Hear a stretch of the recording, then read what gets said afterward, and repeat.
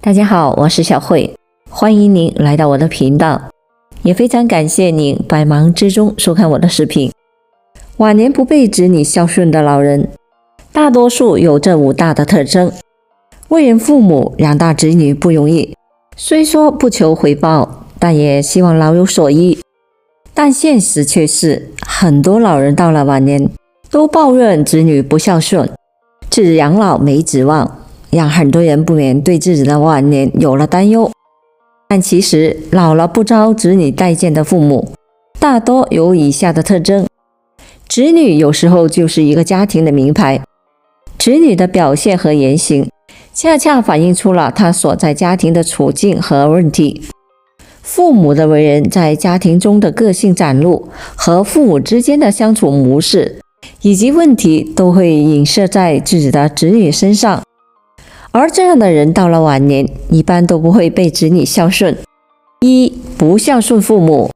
父母是子女最好的老师，这一句话一点都没有错。有些老人年轻的时候，也并没有对自己的父母长辈孝顺，也不在乎在子女面前会不会造成什么不良的影响。但是这些行为早晚会有一天会反噬到自己的身上。不尊重长辈，不孝顺老人，子女虽然年纪不大，但感知是很灵敏的，父母的情绪和行为都看在眼里，记在心上。等将来自己也这样做的时候，老人是没有底气去反驳的，这只能是咎由自取，自己犯下的错自己承受。过分溺爱孩子。这部分父母将自己的感情倾注在孩子的身上，在孩子性格价值观塑造的最佳时期疏于管教，这样的孩子长大后思想也不成熟，会变为利己主义者，不为父母而考虑。虽然说爱子是出于人性的本能，但是过度的溺爱会导致孩子认为自己所得到的一切都是理所当然，时间长了，孩子就会一味索取。等家长年纪大了，无法满足孩子需求的时候，孩子就会冷眼相对，甚至会嫌弃家长。带着这样的排斥心理，孩子又怎么会孝顺自己的父母呢？老吴快70岁了，妻子也已经68岁，两个人一把屎一把尿拉扯大的儿子小吴已经成家立业，日子也过得很好。可是老吴开心不起来，不是他见不得儿子好，而是小吴除了在工作之初往家里打来一点钱，往后就再也没有这样做。平时小吴连电话都不打，更别说回来看他们俩了。为什么小吴不愿意提供帮助让父母安度晚年呢？原来老吴是家中独子，儿子出生后他不由感慨很多，高兴之余还很欣慰，我们吴家的血脉断不了了。而小吴作为家中的独苗，备受宠爱，即使是想要星星要月亮，家人也会想办法摘下来给他。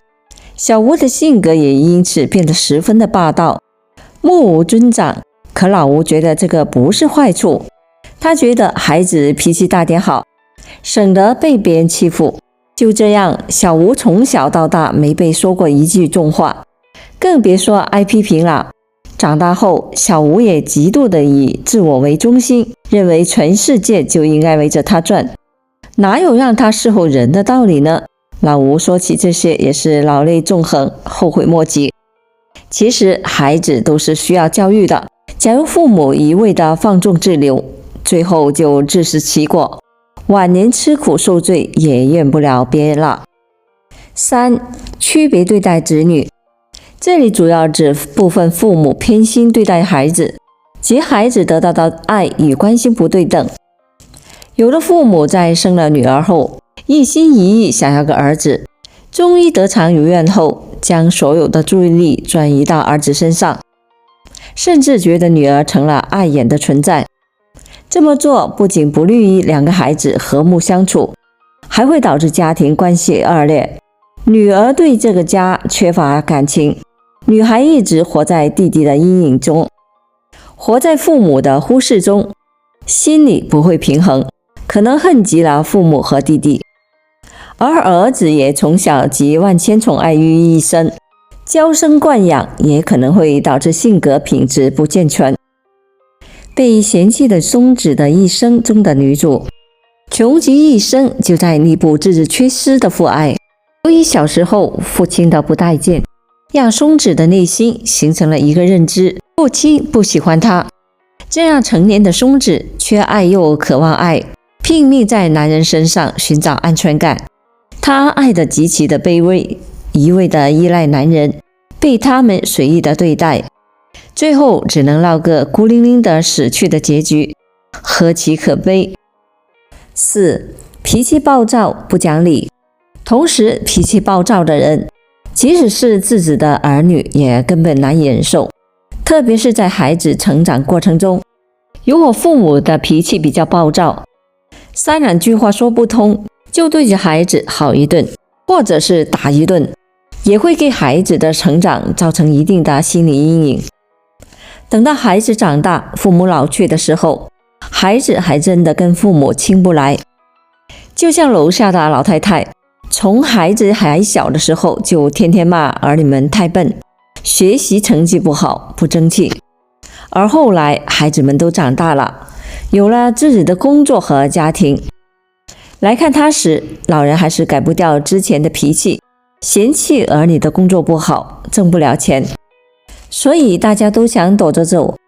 这样的老人晚年凄凉也不奇怪。5. 从来不存养老金。当然，晚年生活的底气也跟养老金的多少关系很大。